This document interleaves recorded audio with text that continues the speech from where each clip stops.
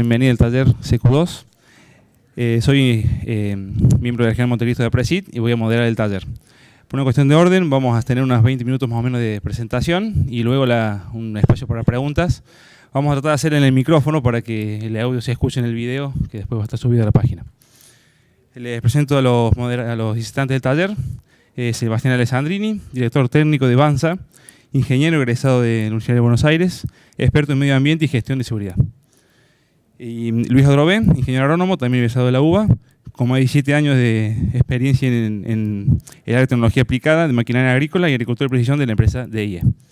Lo dejo con ustedes.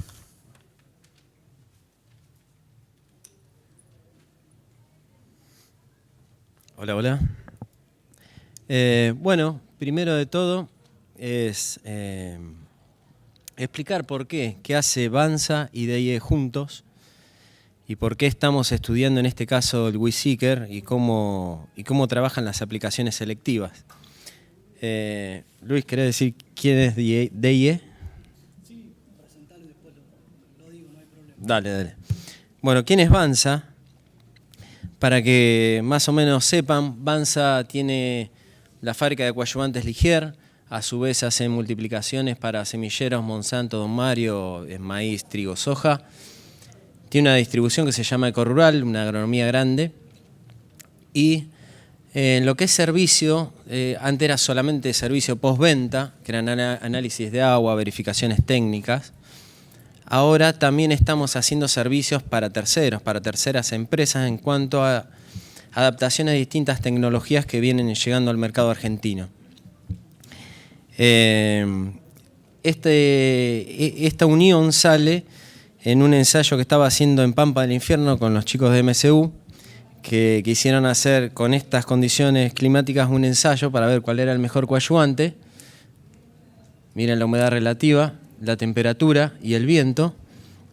Y para esperar estas condiciones climáticas tuve que esperar una semana. Así que estuve una semana en Pampa del Infierno sin poder hacer mucho. Y de pronto veo esto. A ver. Imagínense, la única luz de colores que había. Me fui al campo y esta la filmación, ni bien la veo. Sí. Ahí lo freno y le pregunto si puedo empezar a tarjetear y me dice que sí, ningún problema, y me quedé hasta la noche tarjeteando.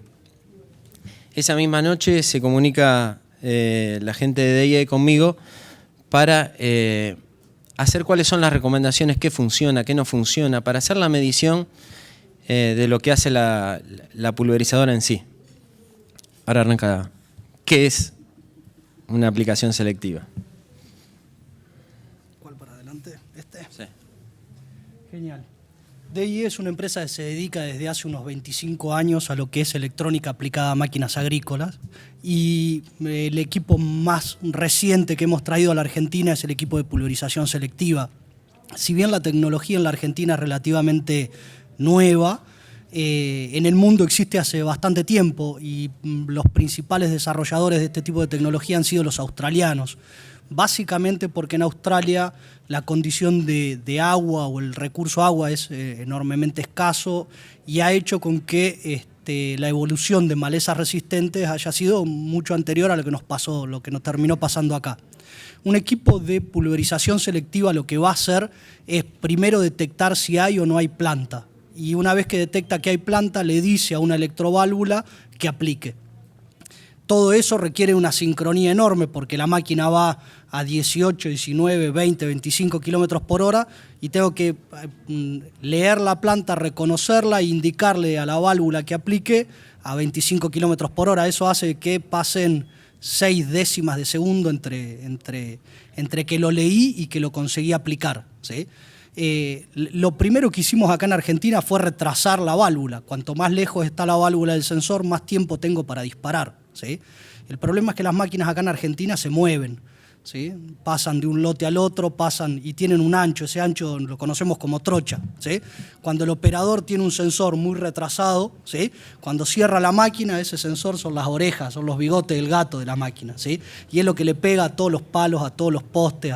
Entonces lo que tuvimos que hacer es desarrollar toda una electrónica nueva que nos permitiera acercar la válvula al sensor. Si ustedes van y ven una máquina hoy, se van a dar cuenta de que esa válvula está mucho más cerca que el sensor que en lo que están viendo en el video, ¿sí? Y eso nos permite que las máquinas cierren las alas, entren en trocha y se puedan mover. Los sensores no salen por fuera de la línea de las ruedas. Bien, ¿cómo hace el sensor para leer? Lo que emite es luz roja e infrarroja. La planta que está debajo, ¿sí?, absorbe parte del rojo y devuelve el infrarrojo, y eso hace que el sensor decida disparar la válvula que está por detrás. ¿Por qué vemos NDVI? Bien, lo primero que nos permite el NDVI es decirle a qué no aplicar. Hay dos formas de usar un equipo de pulverización selectiva. Una es la más conocida, ¿sí?, que es entrar a un lote de barbecho, ¿sí?, y aplicar solo a lo que esté verde. Todo lo que esté verde, todo lo que esté vivo en un barbecho, yo le quiero aplicar, ¿sí? Y eso es lo que nosotros llamamos normalmente en la industria, lo conocemos como green over brown, o sea, verde sobre marrón, ¿sí? Y es la forma más común en la que se usan los equipos, ¿sí? La siguiente forma es un poco menos común o menos conocida en la Argentina, y es lo que conocemos como green over green, ¿sí? Imagínense que ustedes tienen un maíz RR en una soja RR, ¿sí? Seguro que no le van a echar Roundup, ¿sí?, van a tener que echar otro producto, y seguro que no le quieren echar a todo el lote, porque ese maíz RR es un maíz guacho del año anterior y aparecen unas plantas nada más, ¿sí? Yo lo que voy a poder hacer es calibrar el equipo sobre la soja y decirle que a la soja no le eche, que le eche solo a los maíces. ¿Se entendió eso? ¿Sí? ¿Más o menos fuimos? Bien, el NDVI me permite tener esos dos modos de acción. Puedo usarlo solo en barbecho o usarlo en cultivo también, ¿sí? Lo otro que me permite el NDVI es que no existan falsos negativos. Como estoy emitiendo dos ondas, dos frecuencias distintas, puedo calibrar una con la otra, y cuando el botalón se levanta, ¿sí?, el sensor dejó de ver las plantas abajo, puede no saber qué hay, pero por si las dudas abre, ¿sí? Entonces voy a tener la seguridad de que por más de que el botalón se haya levantado o haya bajado, yo voy a estar aplicando lo mismo y que no se me van a escapar malezas, ¿sí? Y lo otro es algo que quienes desarrollaron la tecnología hace 20 años no tenían en cuenta, porque no la desarrollaron para pulverización agrícola, la desarrollaron para trabajar sobre asfalto, ¿sí? Entonces no contemplaban que los botalones se movían, ¿sí? La realidad es que cuando nosotros agarramos una máquina, los fabricantes de máquinas hacen máquinas excelentes, los botalones se mueven muy poco, ¿sí? El problema es que un pequeño movimiento en el centro de la máquina, a 15 metros de distancia en un botalón de 30 metros, hace que el movimiento sea grande, ¿sí? ¿Se entiende esa lógica? Bien, imagínense un botalón de fibra de carbono, ¿sí?, 36 metros o 41 metros, cualquier movimiento, por chiquitito que sea, en el cuadro central, va a hacer de que la punta del botalón se mueva mucho. Si yo no resisto esos movimientos de botalón porque saco los sensores de rango de lectura, no voy a poder usar botalones más grandes. Y cuando no puedo usar botalones más grandes, estoy empezando a achicar el rango de uso de la tecnología, ¿sí? El NDVI me permite soportar mucho movimiento, hasta 1,20 m. Eso quiere decir de que el botalón va a tocar con la punta, se va a enterrar o que se va a levantar del otro lado. 1,20 m de oscilación es una oscilación grande, un botalón. Bien, lo siguiente que nos empezó a suceder en Argentina es la necesidad de aplicar más de un producto. ¿Por qué más de un producto? Porque los barbechos no aplicamos solamente productos de contacto, sino que también aplicamos productos residuales. Y aplicar un producto residual con tecnología de pulverización selectiva es un poco incoherente. Yo el residual necesito aplicarlo en cobertura total, y al de contacto necesito solo sobre las plantas, ¿sí? Y si no tengo la posibilidad de hacerlo todo en la misma pasada, tengo que hacer dos pasadas distintas. Muchas veces no depende tanto del costo operativo, sino que depende de la oportunidad de entrar a los lotes. No siempre tengo la oportunidad de entrar al lote dos veces, ¿sí? Entonces, algo que se desarrolló acá en Argentina fue la posibilidad de usar inyectores de producto. En realidad lo llamamos inyectores para que sea fácil y comprensible a la idea, pero no es un inyector en términos puros y duros, sino que es una válvula volumétrica proporcional. Lo que va a hacer esa válvula volumétrica es tomar producto puro de uno de los tanques, ¿sí?, y ir cargándole una proporción fija a la línea de pulverización. teniendo dos líneas de pulverización, puedo aplicar en una misma pasada el producto residual y en la segunda línea pulverización selectiva con un producto de contacto, ¿sí? ¿Por qué no inyectores? Si ustedes imaginan un inyector, tienen que pensar en el inyector del common rail del vehículo de ustedes, ¿sí? El inyector del diésel del tractor, ¿eh? Nosotros para poder inyectar necesitamos algo que mida cuánto estamos echando. En el caso de la bomba inyectora es cuánto combustible estamos consumiendo, ¿sí? Si no tengo el dato de cuánto está pasando, no sé cuánto tengo que inyectar. Y el gran problema de medir pulverización selectiva es que la enorme mayoría de los caudalímetros miden con una condición de flujo que se llama continuo y laminar. Y la pulverización selectiva tiene cualquier cosa menos flujo continuo y laminar, ¿sí? Y eso hacía que no pudiéramos inyectar. Esto que ustedes están viendo en pantalla es una válvula volumétrica proporcional y se usaba normalmente en los criaderos de cerdo, ¿sí? Era la que inyectaba remedio en los chupetes de los chanchos, ¿sí? Y por suerte el chupete del chancho no es ni continuo ni laminar, ¿sí? Sino que se comporta igual que la pulverización selectiva. Lo que se hizo fue adaptar eso a la condición de pulverización de una máquina pulverizadora.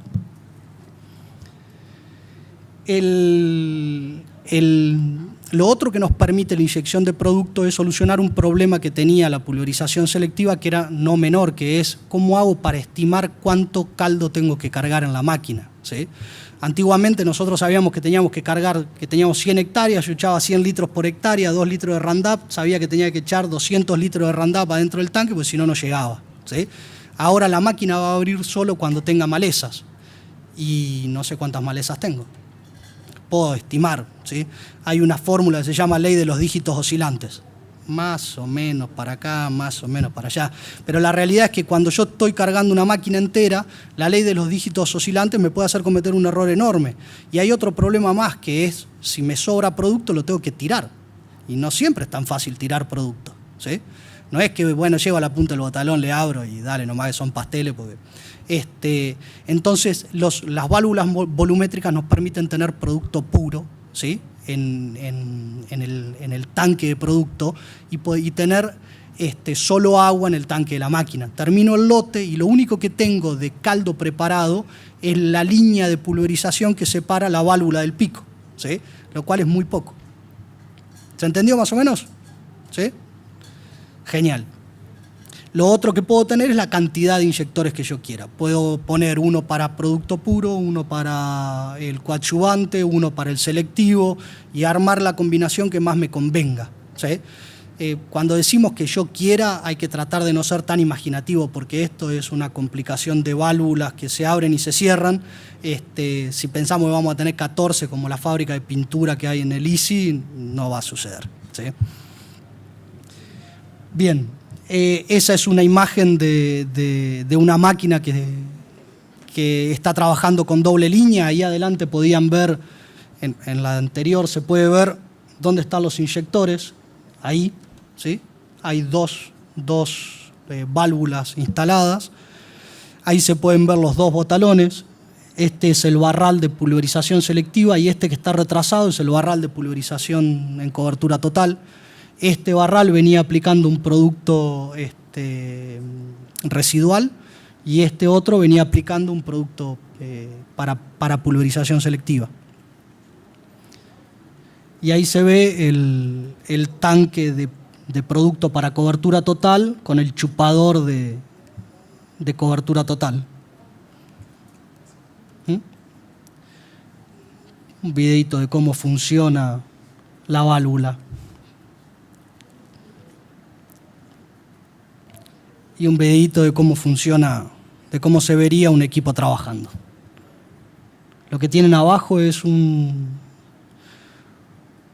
soja que había brotado después de la trilla. No sabíamos si había pasado una cosechadora o una sembradora, pero suele pasar. Y entonces viene controlando la soja arriba de la trilla. Así es como trabajaría un equipo. ¿Seba?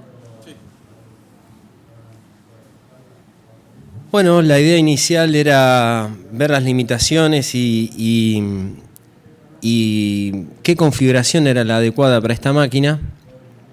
y empezamos con ¿qué queremos probar? Distintos ángulos de picos, caudales, distintas velocidades que queríamos probar nosotros, alturas de botalón distintas, ángulos 45, ángulo 90. Ángulo 45 es más cerca del lector, sería más cerca y inclinado hacia atrás para que pegue el tiro para atrás. Y distintos coadyuvantes, ¿cómo afectaban esto? El tema es cómo medir.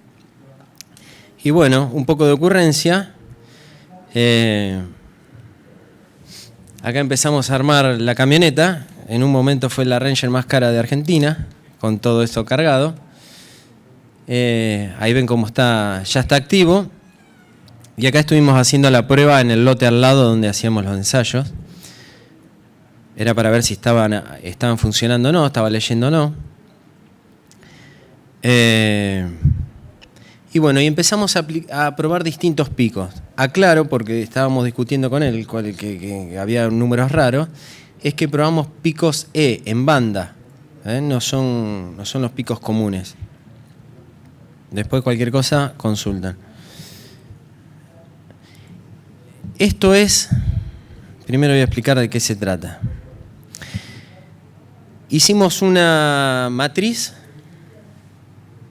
en el piso con 30 centímetros hacia un lado, 30 centímetros hacia un lado, en realidad 60 por 60 centímetros en el medio, una maleza. Y lo que está en 3D, la altura, son las cantidades de impactos. Queríamos saber qué tan centrado estaba, cómo era la distribución de cada pico, y si cada pico tiraba donde tenía que tirar. En el centro, cuando se combina 0 en las X, 0 en la Y es avance.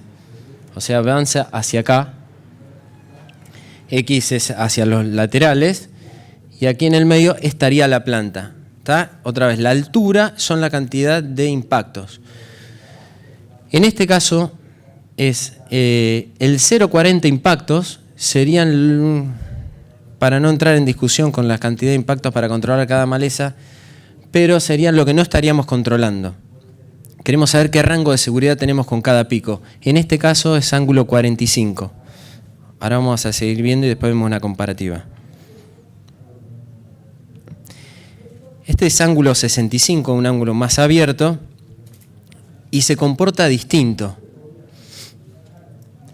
Por suerte, en ambos casos nos dio en el medio, pero porque es un promedio. En algunos momentos hemos tenido problemas de que justo la mayor cantidad de impactos esté justo en el centro. Algunas veces tuvimos desplazamiento hacia adelante y hacia atrás, pero el promedio siempre nos dio bien. Para comparar con 45 y 65, tenemos esto. Lo que es verde y rojo es la superficie de seguridad que tenemos. Todo lo que está ahí adentro, si es controlado con una herbicida, va a matar la planta. Y tenemos azules, que son los azules lo que vamos a perder. Esto es 0 y 0. Aquí estaría la planta y aquí estaría la planta. ¿Qué pasa? Los azules es más grande en 65 que en 45 y acá la lógica empieza a perder. ¿Cómo puede ser? El tema es el siguiente, que estos sistemas de aplicación, las gotas que son pequeñas juegan en contra y no las queremos porque se pueden derivar.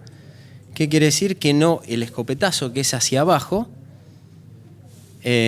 las gotas chiquititas se pueden mover unos centímetros y se van del foco, se van de donde tienen que estar, que son las plantas, y las eliminé. O sea, eliminé todas las gotas que son posibles que se deriven. Por lo tanto, en este caso nos hacía gotas con mayor deriva, eliminando las gotas que se podían perder acá y acá, nos termina dando que el ángulo 45 nos da más seguridad que el ángulo 65. Pero tiene una característica extraña, que es la primera vez que lo veo. ¿Qué es esto? Estas son las tarjetas del 45. Si se fijan en el detalle de los impactos, aquellos que andan con tarjetas, se van a dar cuenta que hay algo extraño y yo nunca lo había visto. A ver si las marco. Ya van a pasar. Vamos a la última. Miren esto. Esto se repite en todos lados. Con la 45 y no así con la 65. ¿Qué sucede en forma gráfica? Sucede esto. Con 45 son gotas muy grandes, con una inercia muy alta. Le estamos tirando un escopetazo hacia abajo, con una gota grande. Lo que sucede es un estallido sobre la tarjeta, que la tarjeta es muy absorbente. ¿Qué hicimos? Empezamos a usar distintos tipos de coadyuvantes para poder corregir esto, a ver si lo podíamos disminuir. Hay un límite. Por ejemplo, si le agregábamos un tensioactivo muy fuerte, al ser gotas grandes, aumentábamos la posibilidad de chorreado, porque son gotas grandes. Entonces empezamos a jugar con productos con tensión superficial media. Y acá tenemos el resultado que nos da con uno de los coadyuvantes, con el mismo pico 45, cómo cambia un poco la distribución.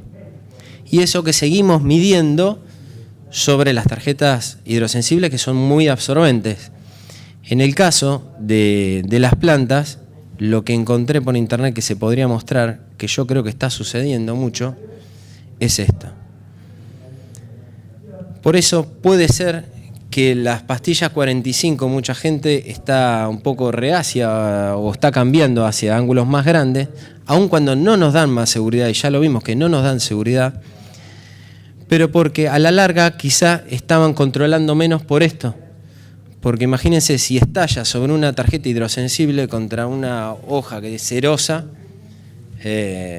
lo más probable que esté pasando es esto.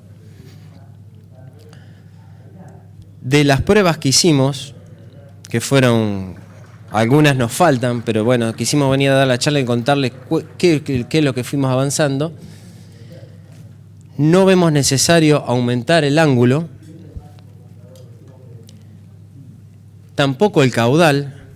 La velocidad sí la tenemos, todavía no la ensayamos y la tenemos que ver, y es una duda grande, a ver qué tan rápido está leyendo y si copia bien o no. Las alturas de botalones todavía nos quedan por ensayar. Estuvimos solamente con ángulo 90 y probamos dentro de la paleta de productos que estuvimos probando, el mejor fue el Ligier Grass. Como siempre, una frasecita para cerrar, que es de un canal de YouTube de ciencia, que es el mejor preguntarte, nunca dejar debes, y fue lo que me llevó a acercarme a esta máquina y seguir trabajando, y seguimos trabajando con distintas configuraciones, con distintos picos. Obviamos un montón de picos porque van en contra de la lógica de esta pulverizadora. Si no, por ahí, Luis, vos podés después aclarar un poquitito. Pero hubo muchas preguntas con cono hueco. Cono hueco hace el cono hueco justamente, y deja el hueco al medio, y si no deja el hueco al medio por movimiento del viento, lo que estoy haciendo son tarjetas, gotas entre finas y muy finas, y son todas posibles de deriva. Y esto no podemos, en este sistema no podemos tener deriva.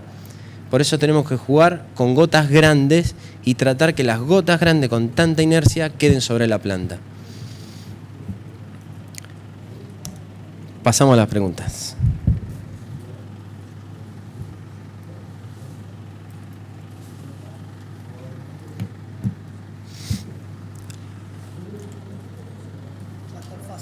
Va a estar fácil. No, pregunten, que acá hay gente que sabe, Luis. ¿No probaron? Hola. Hola. Hace un calor acá. Hola. Hey, Rubén. ¿No probaron con pastillas con sistema Venturi? No en esta ocasión. Lo que nos pasó en algún momento con las pastillas Venturi o las pastillas de inyección, también nos pasó lo mismo. ¿Se escucha? No. Pará que pruebo acá. No, en esta ocasión no lo probamos. Hay un ensayo bastante interesante hecho en Australia con pastillas con Venturi, con pastillas de inyección, y básicamente lo que sucede es que la pastilla tiene que cargarse al principio, ¿sí? y el tiempo de carga muchas veces retrasa el tiempo de aplicación. Y lo que terminaba sucediendo es que la maleza se escapaba del rango de aplicación, sobre todo a velocidades muy altas, ¿no? Algo que también nos pasó en Argentina fue, ni bien llegamos al mercado, y esto son cosas que uno aprende sobre la marcha, el cliente promedio quería aplicar lo más rápido que se pudiese, ¿sí? Y diseñamos todo el equipo para aplicar hasta 25 o 30 kilómetros por hora. Y una vez que teníamos clientes en el mercado y empezamos a seguirlos nos dimos cuenta que difícilmente superaban los 18 kilómetros por hora, ¿sí? Entonces tuvimos que empezar a hilvanar de nuevo el carretel y a cambiar algunas cosas, entre ellas la distancia a la que estábamos aplicando y el tipo de pastilla que estábamos usando en promedio, ¿sí? El Venturi en Australia se probó y generó ese problema, pero no tengo pruebas hechas acá, ¿no? Rubén, ahí, bueno, pero es buen momento acá. No terminamos de hacer las pruebas y lo bueno que no dependemos de muchas condiciones externas porque tengo que sacar las que se derivan. Así que es buen momento para plantear nuevas configuraciones y probarlas. El tema es que la pasé bastante por alto, pero esto son 50 tomas de muestra en cada una. Son 50 tarjetas hidrosensibles puestas por cada una y tenemos que hacer repeticiones y ubicarlas geográficamente y después hacerlo 3D. Es un laburo grande cada tratamiento y nos fuimos por los temas más apresurados, pero interesante. Me parece, opinión de mi experiencia de trabajo en pulverizaciones, no van a quitar la deriva con pastillas que no tengan aire inducido. O sea, al salir de la boquilla ya tenés el tamaño de las gotas, un tamaño disperso y que queda como se ve en la tarjeta. Entonces las pequeñas siempre se van a ir.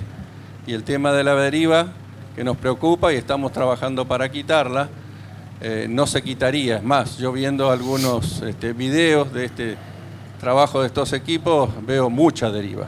Por eso planteo trabajar con una pastilla que no tiene deriva. Por mi caso es la primera vez que hago ensayos con tarjetas con pastillas, ¿qué dije? Pastillas y me sorprendió con que tenía una cantidad de gotas impresionantes en 100 micrones y otra cantidad a 250. Eran como 2 picos, contrario a lo que venimos trabajando siempre. Entonces, aparte de la inercia que tiene, hay muchas preguntas y todavía quedan muchas dudas por ahí. Es un lindo laburito para seguir trabajando. No, hay que probar, sí. Sí, vamos a probarla.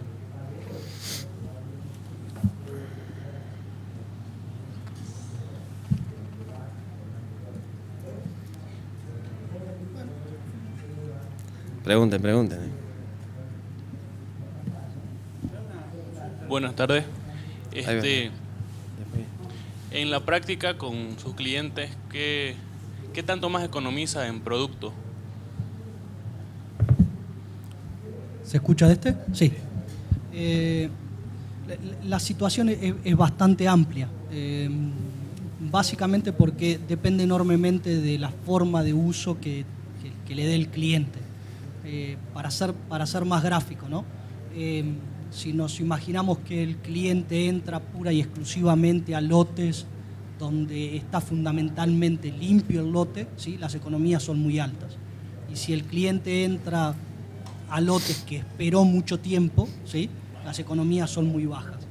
Como norma general, lo que la industria dice, y en eso los australianos tienen hecho un montón de trabajo, es que cualquier economía por debajo del 50% no justifica el uso de la tecnología, ¿sí? Si yo voy a entrar a un lote y supongo que me voy a ahorrar menos de la mitad del producto, es preferible entrar con cobertura total. ¿Se entendió más o menos? ¿Sí? Y eso es porque, si bien la tecnología es muy buena y tiene capacidad de leer cosas muy chicas, no es infalible, hay cosas que se escapan. Y eso que se escapa, ¿sí? Termina demandando una segunda aplicación. Entonces, si no consigo economizar al menos el 50%, es preferible aplicar en cobertura total. nuestra experiencia siguiendo máquinas, hubo clientes a los que hemos seguido muy de cerca, hubo clientes a los que hemos seguido de una manera más laxa y hubo clientes a los que no hemos tenido acceso. En promedio, el cliente que tiene un equipo, que lo compró, que lo usa conscientemente, anda alrededor de entre el 70 y el 80% la economía promedio, ¿no? O sea, eso es del producto que iba a gastar en una campaña, ¿sí? Gasta el 70% menos.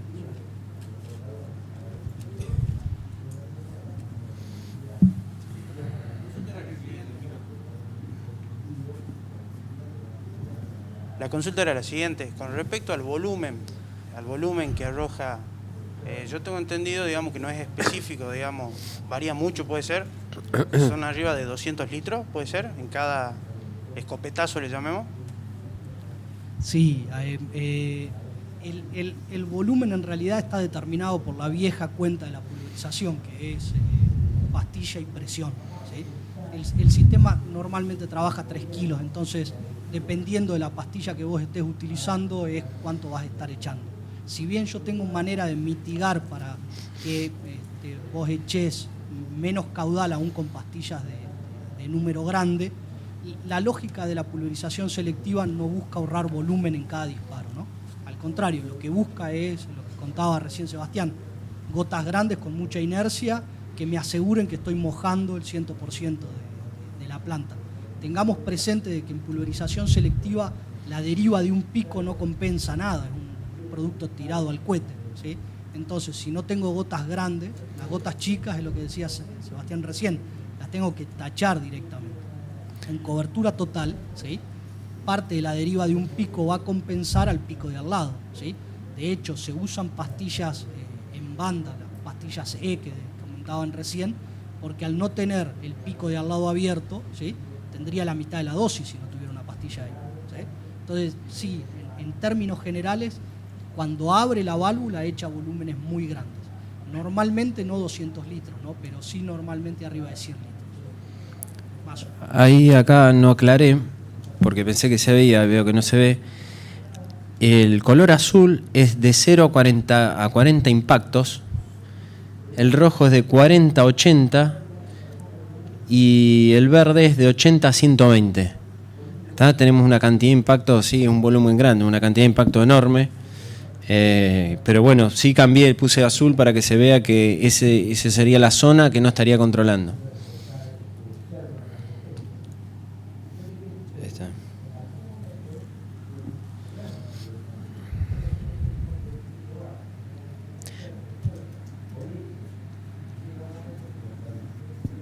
¿Alguna otra pregunta?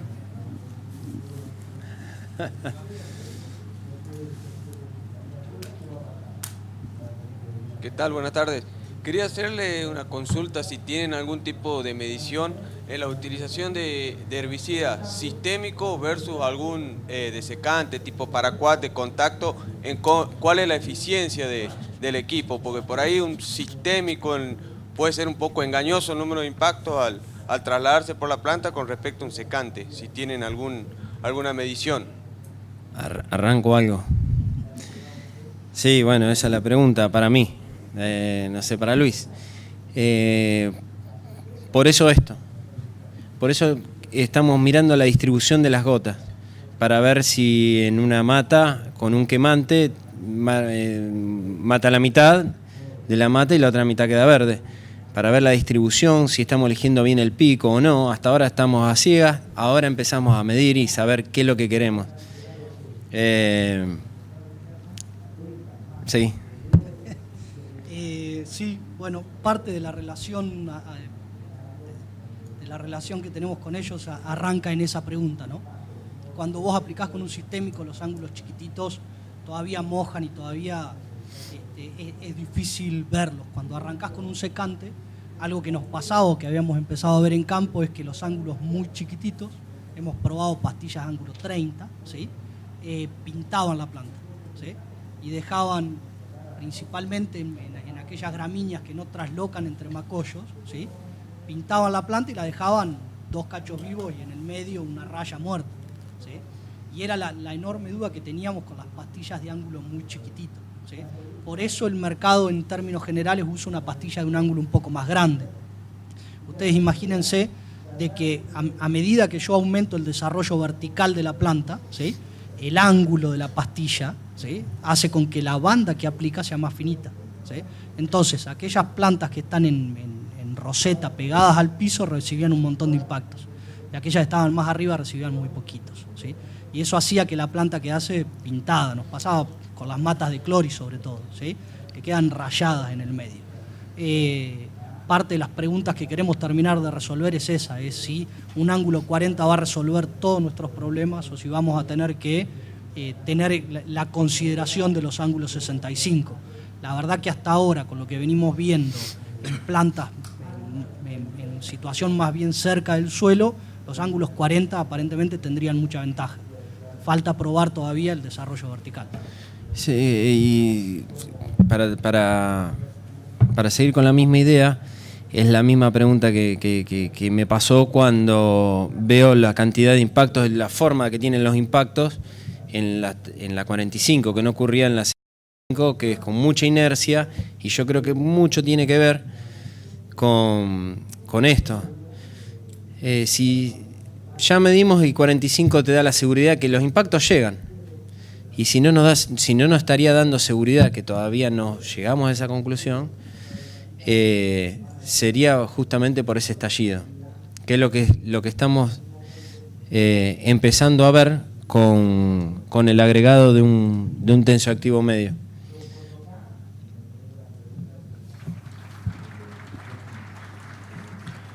¿Alguna otra pregunta?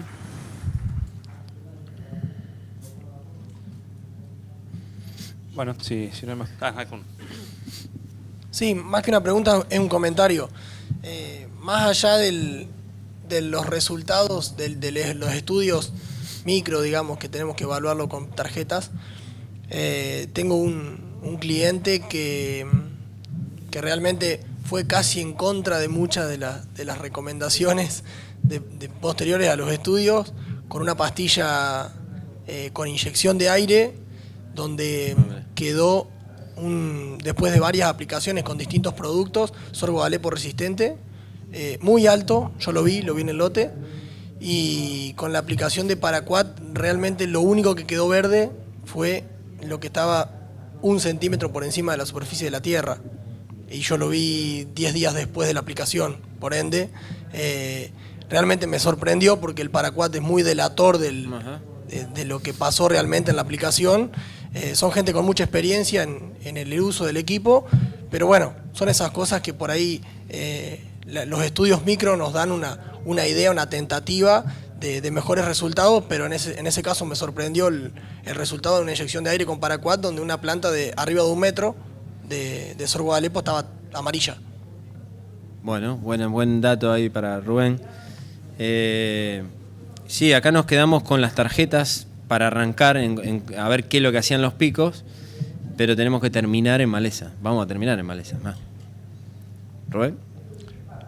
A ver si entendí bien. Lo azul tenían de 0 a 40 gotas por centímetro cuadrado. Sí. Y no control de malezas. No control de malezas, es un estimado para no entrar en discusión. Te busqué a vos más o menos de 0 a 30 impactos, arriba de 30 impactos necesarios para el control de herbicidas, entonces usé ese rango. Está bien, me llama la atención. Nosotros tenemos ensayos hechos con maleza dura, conocida como la rama negra, a partir de 20 gotas por centímetro cuadrado, y son gotas de aire inducido. Logramos el mismo control que con más de 40 gotas por centímetro cuadrado. Entonces me salta esto, digamos, que de 0 más a 40 seguridad te da, entonces. No funciona, y a nosotros sí nos ha funcionado y tenemos varios ensayos. Incluso, como comentaban recién, con Paraquat y con HIT, que son de contacto, tenemos 2 ensayos, y con aire inducido hemos logrado excelentes controles, igual que con pastillas sin aire inducido. Bien. Es cuestión de cambiarle acá la escala. Nos estaría dando una superficie de seguridad un poquito más grande. Bueno, si no hay más consultas, estaríamos más o menos en tiempo. Agradecemos a los disertantes. Gracias. Tenemos un stand, si quieren pasar por el stand de Ligier, estamos en el fondo. Nos vemos.